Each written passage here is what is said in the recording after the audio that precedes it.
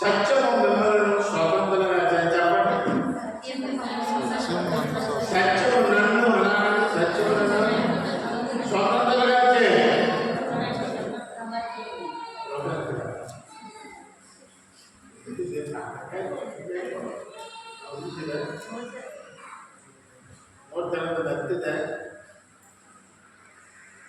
సత్యము నన్ను స్వతంత్రంగా చేయి అని అర్థమవుతున్నా.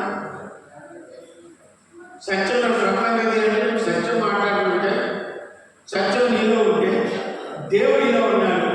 దేవుడిలో ఉంటే నీతో సైతాన్ యుద్ధం చేయగలరా? కష్టాలు జరగలరా? రోగాలు జరగలరా? బాధలు జరగలరా?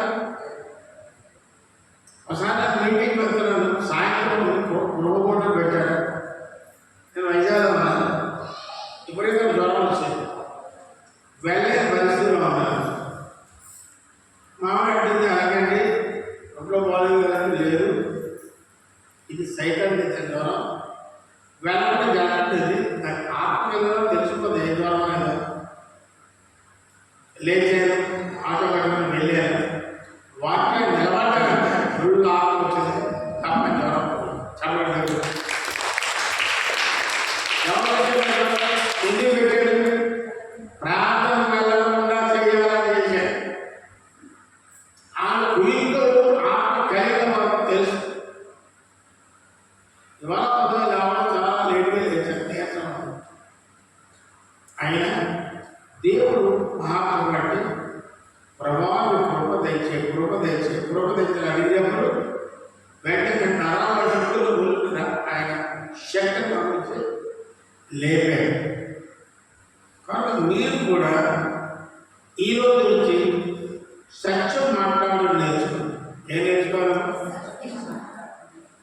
ఎప్పుడైనా కొత్తగా వచ్చేనా పొరపాటుగా మాట వచ్చిందో వెంటనే ప్రభు గారు క్షమాపణ అడగాలి. ఏమడగాలి? ప్రభు క్షమించు, పొరపాటు వచ్చేసి ఇక మీద ఆడకుండా నువ్వు నన్ను కంట్రోల్ చేయి, నా నాలుగు కంట్రోల్ చేయి, నా మనసు కంట్రోల్ చేయి, నా అవయవాలను కంట్రోల్ చేయి, నా శరీరాన్ని మీకు అప్పుకుంటున్నాను, మీరు నన్ను కంట్రోల్ చేయండి. నేను కాదు, మీరు నాలో ఉండి నన్ను కంట్రోల్ చేసి సైతాన్ని దొరకకుండా నన్ను మీరు అధీనంలో స్వాధీనంలో ఉంచుకొని పరలోకానికి వచ్చే వరకు అసత్యం ఆడకుండా కాపాడు అంటే దేవుడు చేయడం. అలాంటప్పుడే అందుకనే అందులో వస్తాయి. దృష్టితో స్నేహం చేయకూడదు, నామకాలు అయితే స్నేహం చేయకూడదు. ఆడవచ్చు, మగడవచ్చు, ఎవరైనా అలా చేయడం అనేది నష్టమైంది.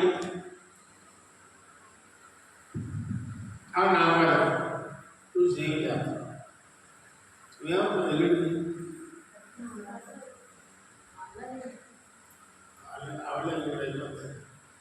తర్వాత నువ్వు స్నేహం చేసావు మనం ఆడలేదు మైకో. కనుక అందుకే దేవుడు అంటాడు సత్యము మిమ్మల్ని దుష్టుల సావాసం చేయకూడదు. ఇప్పుడు ఏం చెప్పారు కదా, దుష్ట సాంగత్యం మంచి నడవడం చెడు మాట్లాడతారు. మీరు చేసే దుష్టులను సరి చేస్తారు. కాబట్టి దేవుడు మీతో ఉండాలి, మీలో ఉండాలంటే దుష్టం మాట్లాడి త్వరగా ఉండాలి. అసత్యం మాట్లాడకూడదు, సత్యం మాట్లాడండి.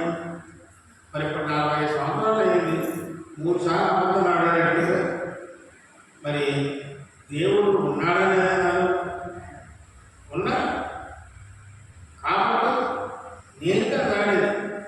ఆ లోపల ఆయన వచ్చినప్పుడు ఆయన ఆడించాడు. అబద్ధమానడం ఆయన మానవుడు కాదు. ఈ మానవుడిలో ఆయన వచ్చాడంటే ఈ శరీరాన్ని కాపాడేవాడు, కుటుంబాన్ని కాపాడేవాడు, నా అవసరాలు తీర్చేవాడు అన్నీ ఆయనే. అర్థమవుతుందా? నేను అర్థమవుతుందా? నీలో అబద్ధాలు ఆడుతున్నాను. చాలా అర్థం పడిపోయి దేవుళ్ళు లేవు, లోకంలో పడిపోయారు. అంటే నీకు శాంతి లేదు, నెమ్మది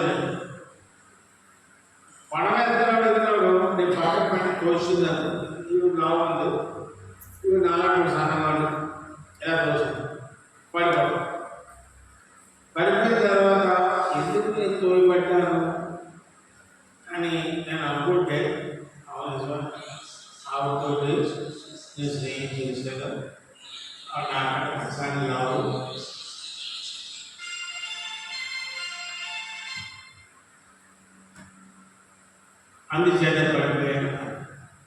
ఎందుకు నాకంటే లావు బలంతో దోషం అంటే అలా స్నేహం చేయడం వల్ల బలమైన దురాత్మ అందులోకి వచ్చి బలహీనంగా నన్ను ఆత్మ కలిగినప్పుడు కూడా తోసేస్తే నేను పడిపోతాను, ఆపడ పడిపోతాను నరకడం.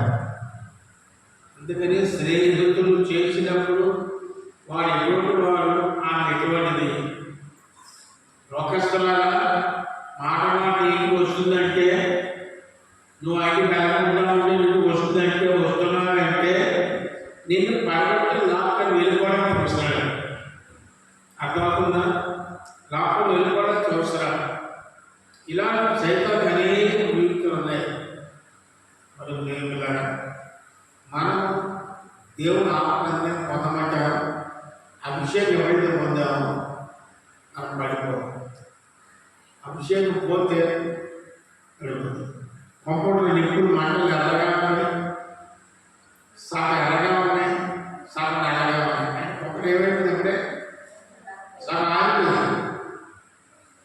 అంత మొదట ఒక్కటి మాట్లాడుతున్న వేరే అంతా ఉంటాను. నేను మాట్లాడి లేదా వారితో స్నేహం చేశాను.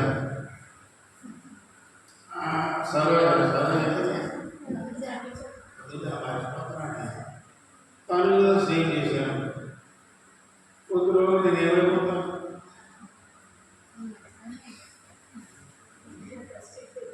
దానితో నాకు ఎప్పుడైనా సన్నగానే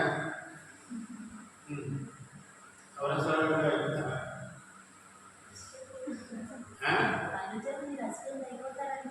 అందులో నేను ఎక్స్టెండ్ అయిపోతాను. ఆమె చెప్పండి వెంట నేను చెప్పినా వెళ్తా. నా పవర్ ఎక్కువ ఉంటుంది, పవర్ అలా అర్థమవుతుందా? అంతే స్నేహము మంచి స్నేహం ఉంటుంది. ఇంటికి వచ్చేవారు మంచి వాళ్ళతో స్నేహం చేయాలి. ఆత్మను పోగొట్టుకుంటే నువ్వు నరకాన్ని పోగొట్టలేకే.